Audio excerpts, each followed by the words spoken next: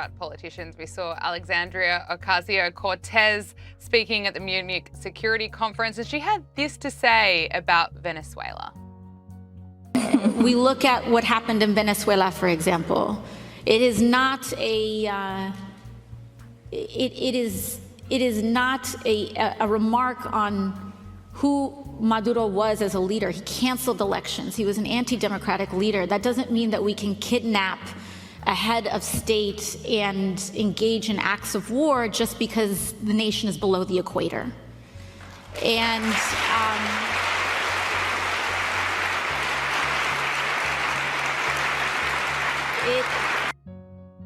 John, this was AOC's big moment to shine on the world stage. She accidentally revealed there that she has no idea where Venezuela is.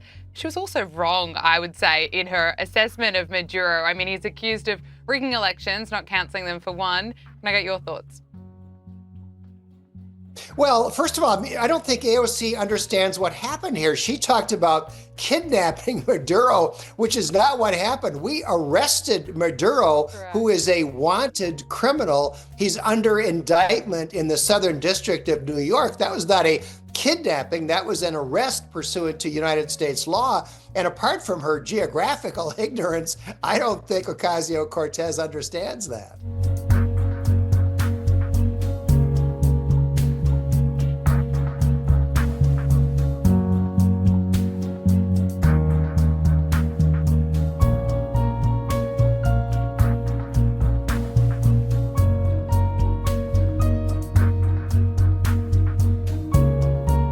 Let's look at the options, because early polling shows that Kamala Harris is actually the favourite to win the Democratic nomination if she runs in 2028.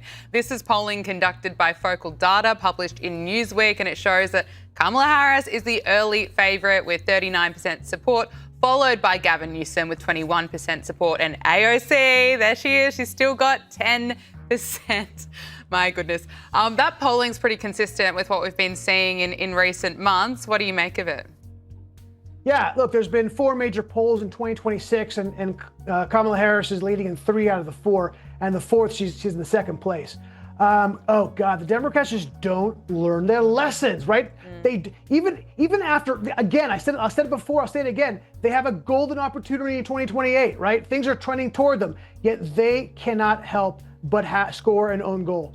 God, Kamala Harris, this is my favorite Kamala Harris story. I don't know if you remember this, Gabriella, but she is so cringe, right? She is somebody who can't even do something small talk, that she had to practice for a soiree with the practice attendees were people that work for her, because she had to practice on small talk. She had to practice having conversation with people in a social setting.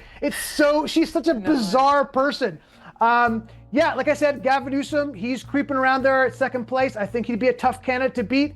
And yeah, let's not forget AOC. I know she's in 3rd place with kind of a distant 10%, but let's not forget, this is where the Democratic Party is trending hard towards, right? Yeah. Bernie Sanders, we forget that when he ran for president, for the nomination against Joe Biden, he won the first 3 primaries, okay? He was looking like he was going to be, right? Comrade Bernie looked like he was going to win. And the only thing that saved the Democratic Party was James Clyburn, the congressman from South Carolina, decided to step in and push hard in that 4th primary in South Carolina for Joe Biden. And that's what turned the tide. Otherwise, Bernie Sanders would have been the nominee. So yeah, does AOC have a path? She most certainly does.